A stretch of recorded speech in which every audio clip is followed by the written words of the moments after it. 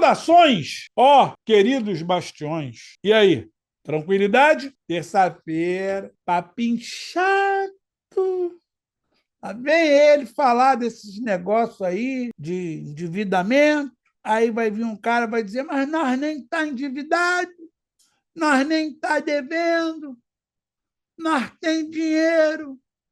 Tem mesmo, é? Então tá bom. Você está falando. Gente, Arnaldo Vergueiro, este bastião que vos fala. Não sei se sou útil, mas se não sou, estou bem próximo de ser o último bastião. Até pelo papo que a gente está rolando hoje, papo que está aqui se desenvolvendo, endividamento. Olha, e o tema de hoje é o impacto psicológico do endividamento e como ele paralisa o brasileiro. Eu estou falando em brasileiro, mas podemos entender de um modo geral. E aí, rapaziada, eu tive uma ideia, até para dar um descanso para o meu diretor, ele nem sabe disso, eu estou falando aqui sem ele saber. Eu vou dar um descanso para o meu diretor, porque ele que brilhantemente prepara as pautas. Se dependesse de mim, vocês estariam lascados. Eu preparei um curso de endividamento, onde eu vou falar sobre temas de endividamento. Será um curso de você entender o endividamento. Eu preparei isso, fiz uma surpresa para ele, que é para dar um descanso para ele. O curso já está preparado, então teremos um curso de endividamento, teremos um cursinho de educação financeira, teremos um cursinho de empreendedorismo e teremos um cursinho de investimento. Nós falaremos de forma bem branda, mas mais aprofundada sobre esses temas. Estes cursos começarão em agosto. Pois é, em agosto, nós, terça, quarta, quinta e sexta, teremos esses cursinhos básicos, os bastiões começando a agir e trabalhar como bastiões. Nós vamos começar esses cursinhos, ok? Vai ser ali falando algo sobre o início do endividamento. E aí, nós vamos começar hoje falando sobre o seguinte, que o endividamento, ele não pensa, reage. A dívida, ela sequestra o nosso emocional. É quando nós começamos a ter divergências dentro de casa, ficamos com um mau humor, tratamos mal as pessoas que nós amamos. Tudo isso por conta da dívida. E aí, uma coisa que é certa de acontecer, a ansiedade, ela bloqueia o raciocínio lógico. É quando muitas das vezes, numa situação que você teria ali uma reação completamente tranquila, completamente plausível, completamente controlada, você reage de forma grotesca, brusca, contundente, por conta do quê? Desse teu emocional que foi sequestrado por causa dessas dívidas. Aquilo que era um ambiente de paz e harmonia, ele se torna exatamente em quê? Ele vai se tornar em um espaço de sobrevivência. Esse é o conceito. Ele vai virar sobrevivência. E aí é quando nós travamos uma luta do seguinte: eu só quero pagar minhas contas. A gente consegue ter um pouco mais de tranquilidade quando temos as contas pagas. Por exemplo, eu, particularmente, todas as minhas contas desse mês já estão pagas, porque eu levo o meu orçamento com mão de ferro. Então, se eu preciso estar aqui para falar alguma coisa, eu preciso ser o primeiro a ser exemplo dessas coisas. Entende? E aí, gente, você entender que a ideia de você pegar, eu já paguei minhas contas, aí você dá aquela suspirada, né? Com aquele ar de tranquilidade. E aí esse ciclo dessa suposta paralisia financeira, ela começa a agir de que forma? Você começa a pensar de que maneira? Primeira coisa, o endividado, ele evita abrir boleto. Quando ele pega um boleto que ele olha, o mau humor já bate na hora. Aí as pessoas vão dizer: ah, mas eu tenho muita dívida que está débito em conta. Pois é. Aí você tem essa sofrência quando você assiste o teu saldo bancário indo embora cada vez mais. Né? Isso dói. E aí você evita conversar sobre esse tipo de coisa com familiares. Amigo, nem pensar. O familiar, você ainda, em algumas circunstâncias, você tem que abrir a boca, tem que conversar, porque você fica sem jeito para isso. É normal você ficar envergonhado numa situação como essa. Isso é super tranquilo. E, naturalmente, isso reage como, principalmente para muitos homens, quando tem alguma doença, principalmente doenças que sejam ligadas à masculinidade, a pessoa fica, o homem principalmente, a mulher não, a mulher tem a cabeça muito mais aberta para essas coisas e a mulher lida com esses problemas muito melhor. Mas ainda assim, quando vem ali o conceito do patriarcado ou matriarcado, as pessoas evitam buscar falar em soluções. Porque a pessoa está tão chateada, né? Ela está tão triste com essa situação que ela evita falar sobre esse tipo de assunto. Mas isso, gente, só gera um problema. Isso só prolonga essa situação. Isso só estende esse mal-estar a patamares que realmente só tendem a piorar.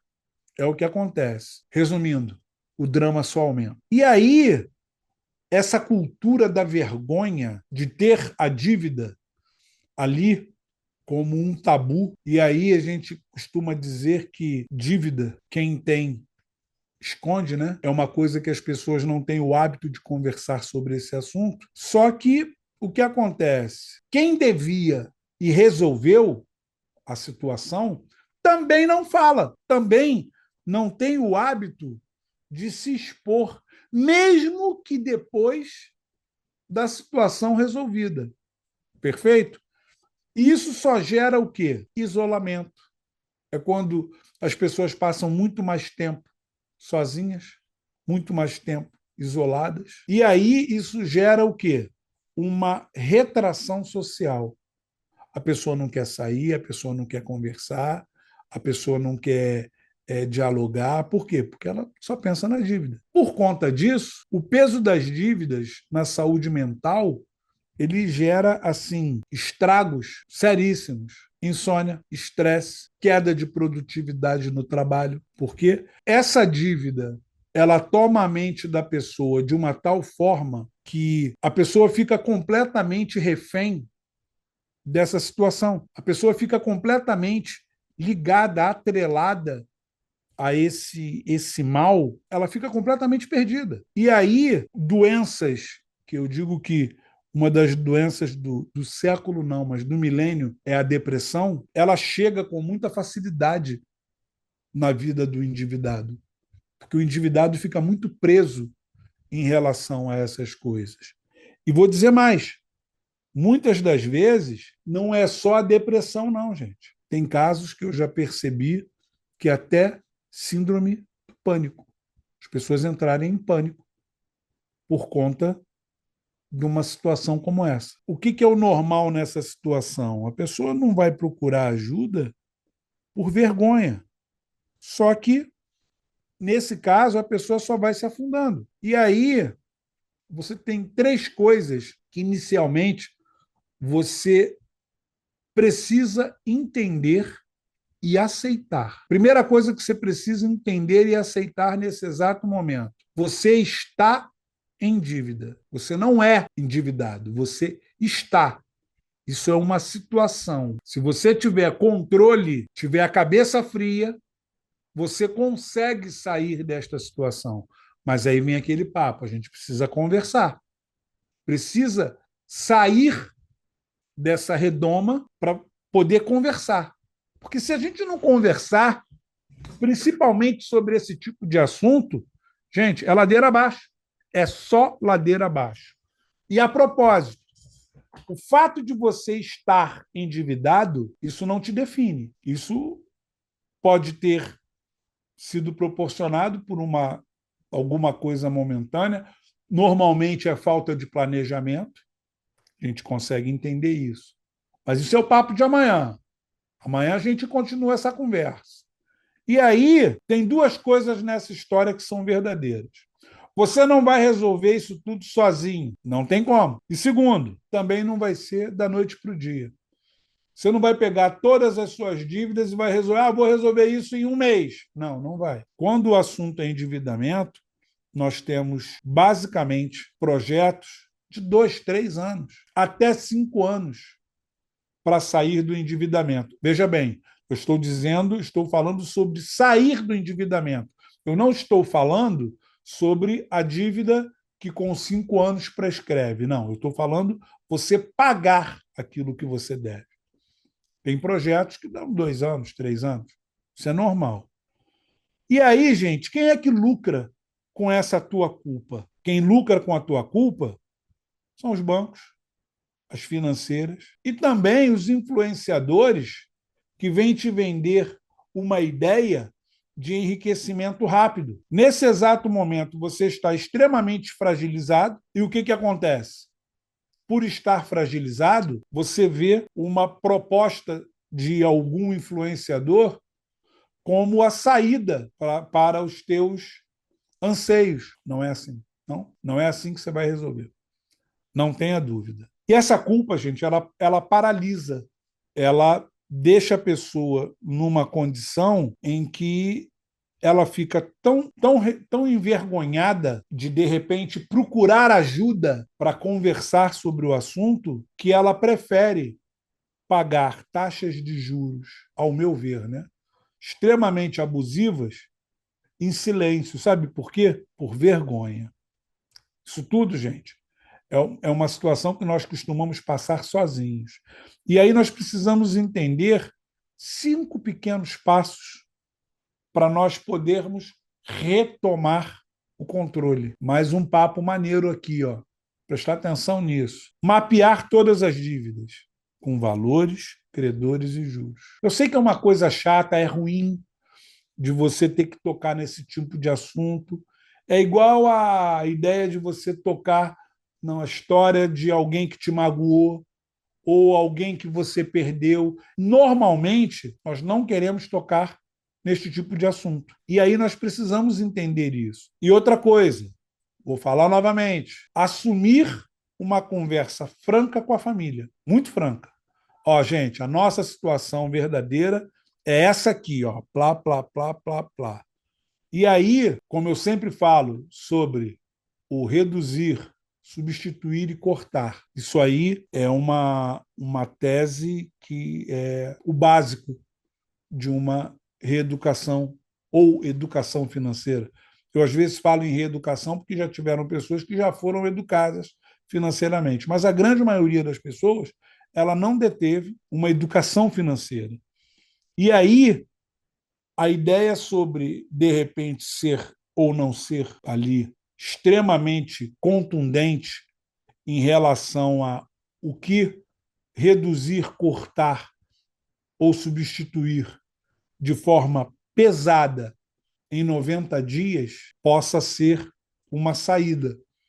Mas também nós não podemos levar tudo tão a ferro e a fogo por conta de necessidades básicas que nós temos. Com isso, o nosso quarto pilar aqui, ó, buscar uma renegociação consciente, sem desespero. Uma renegociação é o que eu já falei. Renegociação é você negociar o que já é você renegociar o que já foi negociado.